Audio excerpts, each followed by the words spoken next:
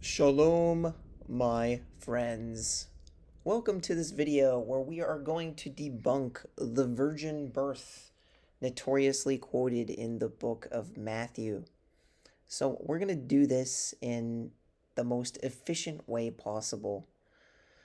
So, we're going to go straight to the prophecy. You're familiar with King Ahaz, the whole sign that there's going to be a a child born. So let's just get right into it. Isaiah 7:14, therefore the Lord of his own shall give you a sign, and behold, the young woman is with child, or as Christians say, virgin. And she shall bear a son, and she shall call his name Immanuel. Cream and honey he shall eat when he knows to reject the bad and choose the good. For when the lad does not yet know to reject the bad and choose the good, the land whose two kings you dread shall be abandoned.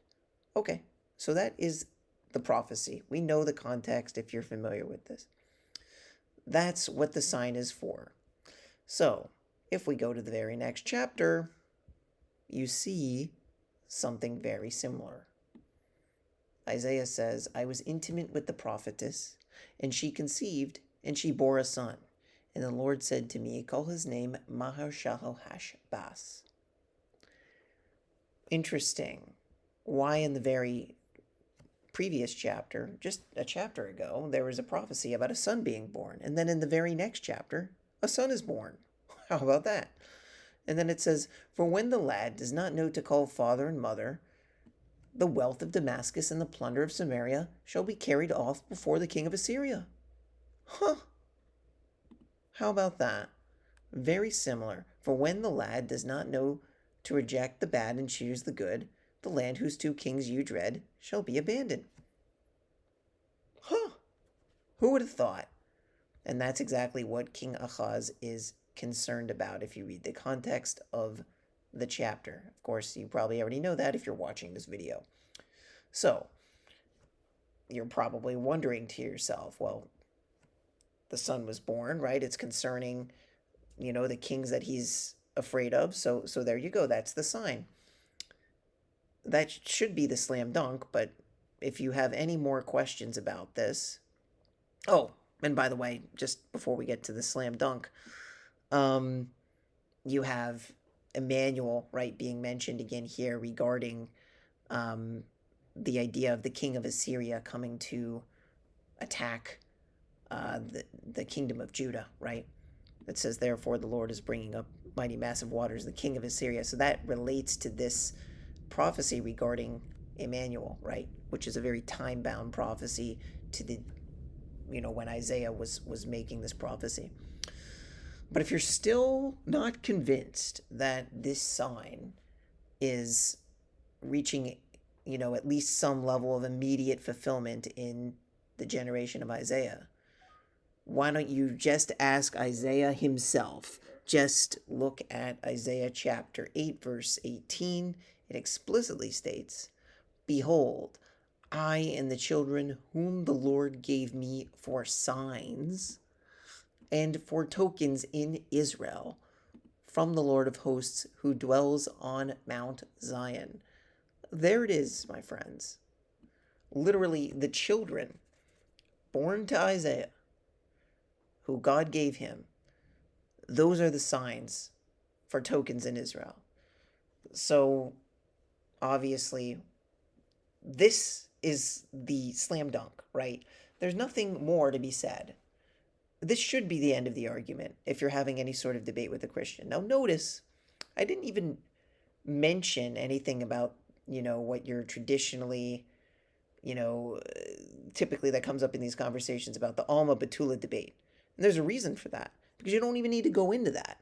Once the Christian admits that there is a fulfillment in Isaiah's generation with the birth of his own son, which they have no choice, right?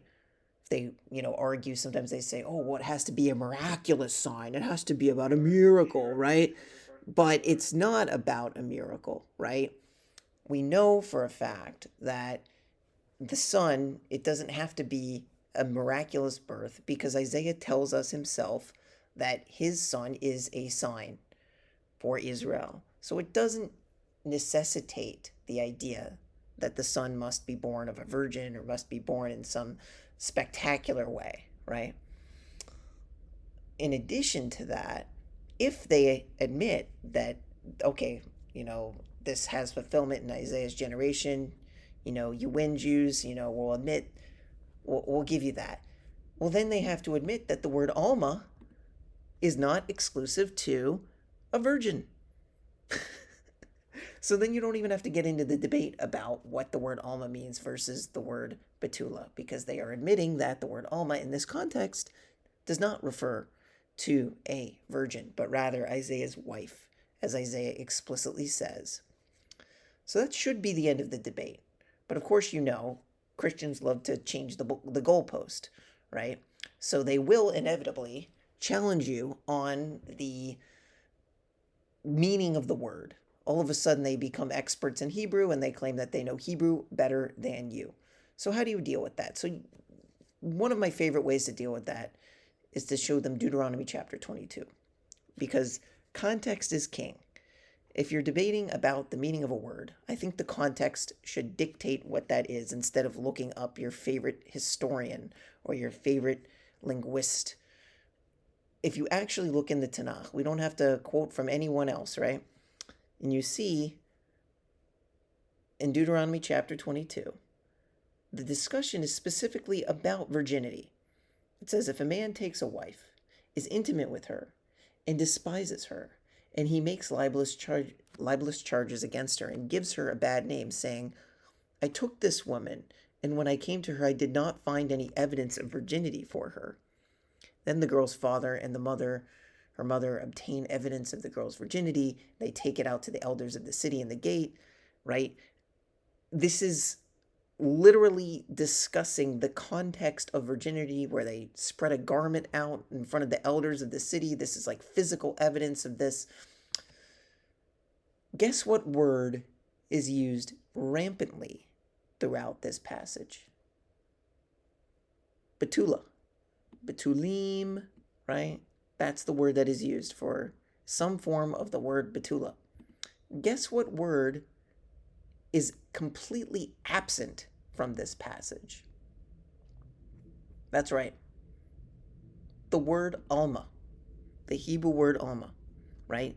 This word that many Christians will argue, this is the only real descriptor for a virgin. You can't use, this is more descriptive than what betula would be.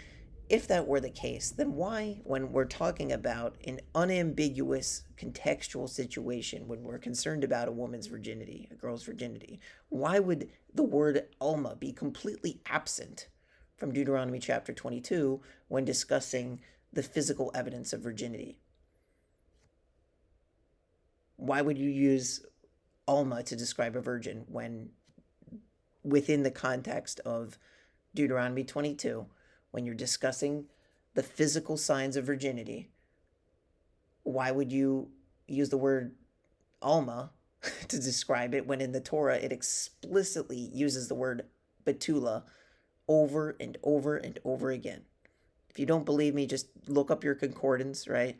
Here's, a form of it, betulim, right? Let's see, I can do a little Google search and see what, see? You have virginity, you have like this word is popping up everywhere, right? No evidence of the girl's virginity was found. So what do the Christians say to this? Well, what the Christians will do to this is they will ignore it.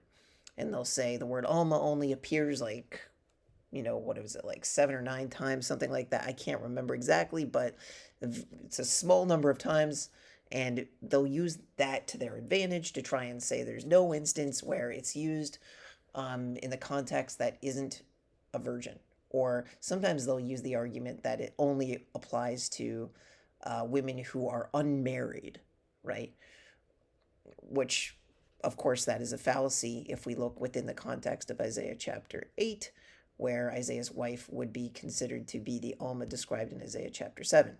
But because that's the only exception that they can find, they will claim that you can't make that deduction because there is no other instance. However, there is another instance, which, of course, you're probably familiar with, but the issue is that Christians and Jews usually get into a weird debate about whether or not this alma is being adulterous. I covered this in my debate with Courtney Smith here with Is Jesus a Jewish Messiah? My debate with biblical apologetics. I went in depth with this. Watch that if you want to see how I explain this. But yeah, like this is traditionally understood that this is an adulterous alma. Right? It says 3 things that are concealed from me, 4 that I do not know. So, right, the first 3, of course, as you know, the first 3 do not, or none of these things leave a trace, right? That was the whole idea of the parable, that the eagle in the heavens, the way of the serpent in the rock, and the way of the ship in the heart of the sea, and the way of a man in, with a young woman, right? So, and then it says, so is the way of an adulterous woman. She each wipes her mouth and says, I have committed no sin. So contextually, it makes sense that it would be describing the 4th thing described, especially since just it makes the most sense to read it that way. So the Christian will try to divorce this description in verse 20 from describing the previous verse regarding the young woman, which is a forced read, in my humble opinion. Contextually, if you look at the way the way that the Proverbs is structured, this is following the normal structure of how that would be. So yeah, you can watch this video in more detail. I explain it, and you can make your own deduction. So Christians also like to shoot back that there's one instance, right, where there is an apparent betula, right, in Joel chapter 1 verse 8, that is described as potentially being a not being a virgin, in the sense of that, because it says lament like a betula with sackcloth for the husband of her youth. So they're arguing, well, she has a husband, so she was married, so that means that, she's, not a virgin. And as you know, there's that whole idea of a betrothed virgin, that when they get married, they're not. I'm sure you've heard the Tovia Singer arguments. Look, be that as it may, it usually, loses the Christian's interest. They don't care about it because it's not scripture. Okay, fine, great. You have to rely on Tovia Singer's opinion. You have to rely on, the historical context. Look, I agree with that. I just don't find it to be as efficacious of a thing. So usually I kind of say like, okay, fine. If you want to say that there's one instance where betula is used in that way, be my guest. But you also have to recognize, because the Christian will constantly bring this up as well, that the Septuagint uses the word parthenos, right, which they claim refers to virgin. But we can find in the Septuagint, if they're going to say that because there's one instance where it appears as though there's a married betula, that means we have to abandon the idea that betula is the better word to use, even though Deuteronomy chapter 22 uses the word betula exclusively and never uses the word alma to describe virginity, when the context is very clearly speaking about, unambiguously speaking about virginity, right? In Joel, you have a little bit more ambiguity there, right? In Joel, you have just a little bit more because it's not as clear, right?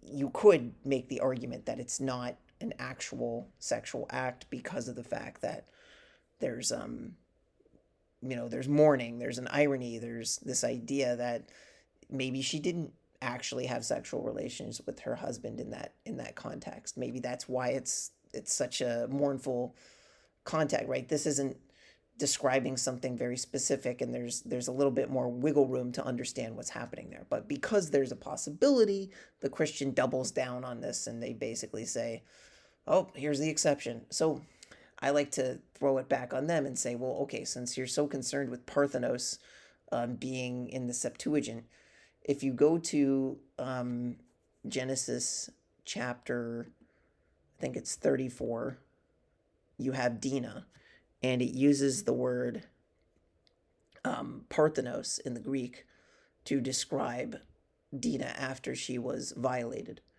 by Shem, right? So, yeah, it says, his soul cleaved to Dinah, the daughter of Jacob. He loved the girl and spoke to the girl's heart. So in that verse, she's described, so this is Genesis chapter 34, verse 3.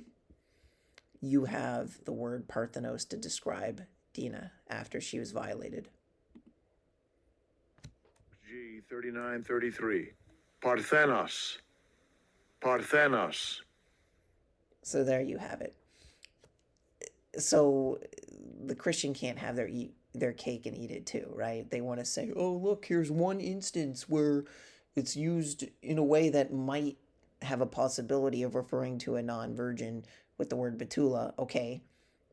But then are they also willing to accept the fact that in the Septuagint that the word Parthenos is also used in a context that does not refer to virginity, when that's the word that they claim is used in Isaiah 7:14, right, for the word alma, that they claim is exclusively referring to. So basically that's a stalemate, right?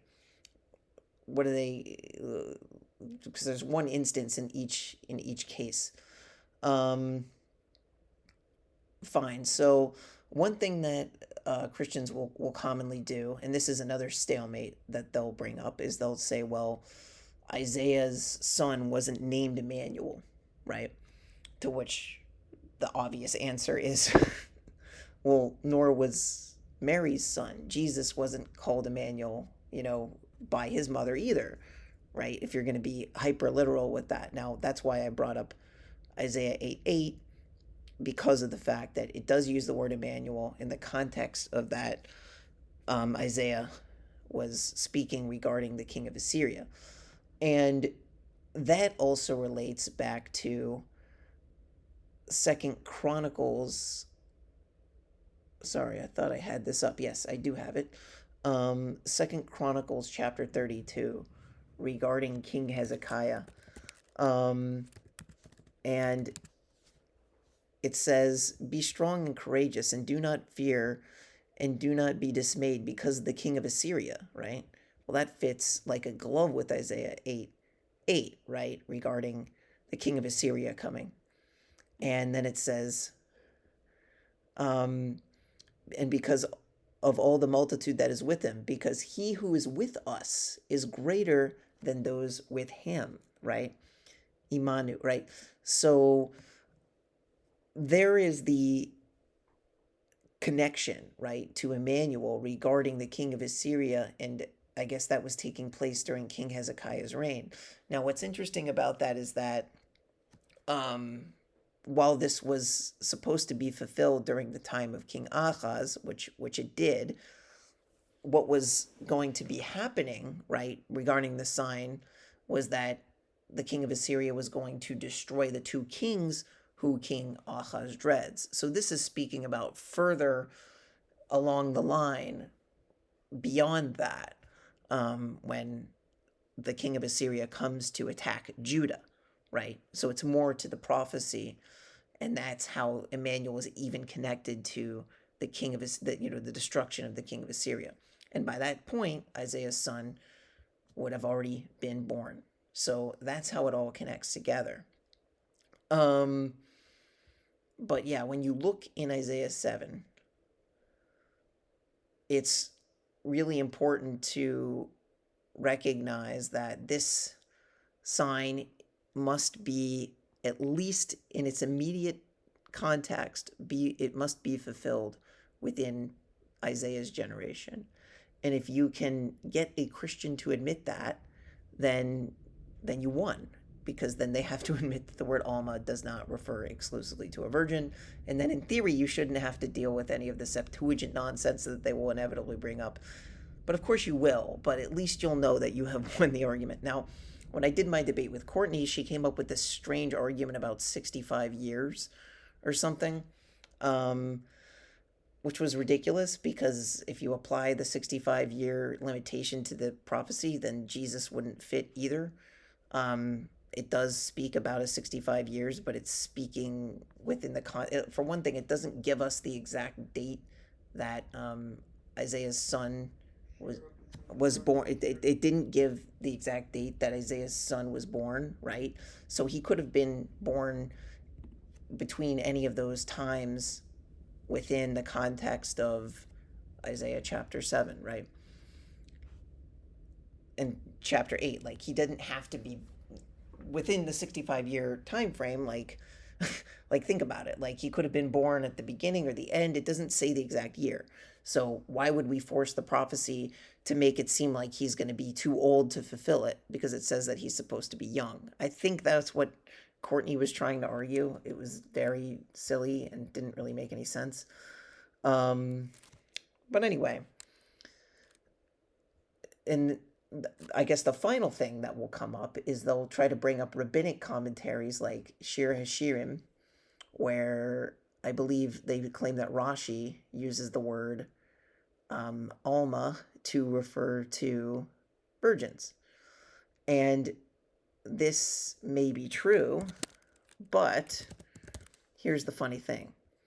Yes, he sees alamot to refer to virgins, right? And you're probably familiar with the Tovia Singer arguments about LM and alma and how it doesn't exclusive, with the male form doesn't exclusively refer to a virgin, right? So why would alma? But I think what's more important here is that everything that I just said, right, is the Rashi.